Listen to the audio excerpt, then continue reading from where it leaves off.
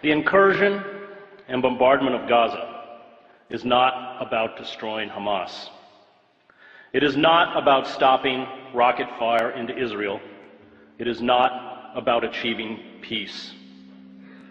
The Israeli decision to rain death and destruction on Gaza, to use lethal weapons of the modern battlefield on a largely defenseless civilian population, is the final phase in the decades-long campaign to ethnically cleanse Palestinians.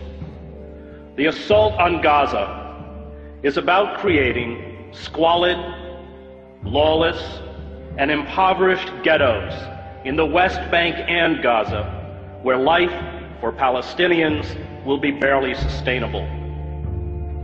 It is about building a series of ringed Palestinian enclaves where the Israeli military will have the ability to instantly shut off movement, food, medicine, and goods to perpetuate the misery. Privilege and power, especially military power, is a dangerous narcotic. Violence destroys those who bear the brunt of its force, but also those who try to use it to become gods.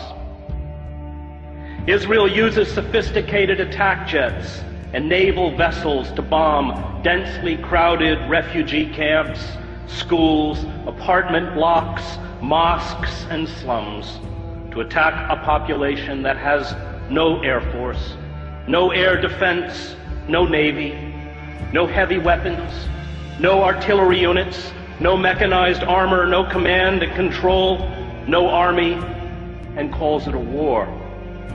It is not a war. It is murder. Images of dead Palestinian children lined up as if asleep on the floor of the main hospital in Gaza are a metaphor for the future. Israel will from now on speak to the Palestinians in the language of death. Those who orchestrate such sieges do not grasp the terrible rage born of long humiliation, indiscriminate violence, and abuse. A father or a mother whose child dies because of a lack of vaccines or proper medical care does not forget. A boy whose ill grandmother dies while being detained at an Israeli checkpoint does not forget. Families who carry the broken bodies of their children to hospitals do not forget. All who endure humiliation, abuse, and the murder of those they love do not forget. This rage becomes a virus within those who eventually stumble out into the daylight. Is it any wonder that 71% of children interviewed at a school in Gaza recently said they wanted to be a martyr? The refusal by our political leaders, from Barack Obama to all but 5 members of Congress, to the major media, to speak out in defense of the rule of law and fundamental human rights exposes our cowardice and our hypocrisy.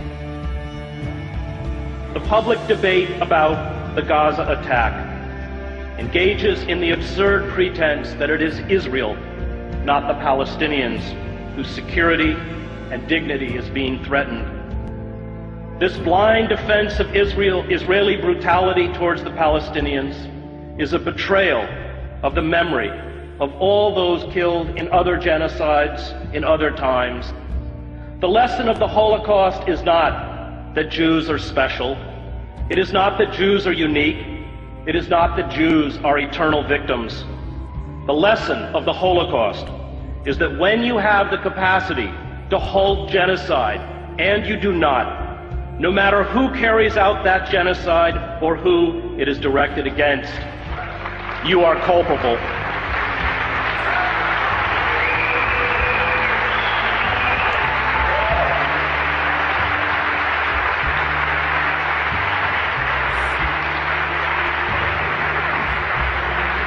And we are very culpable The F-16 fighter jets, the Apache attack helicopters, the 250-pound smart GBU-39 bombs are all part of the $3 billion military aid we give to Israel.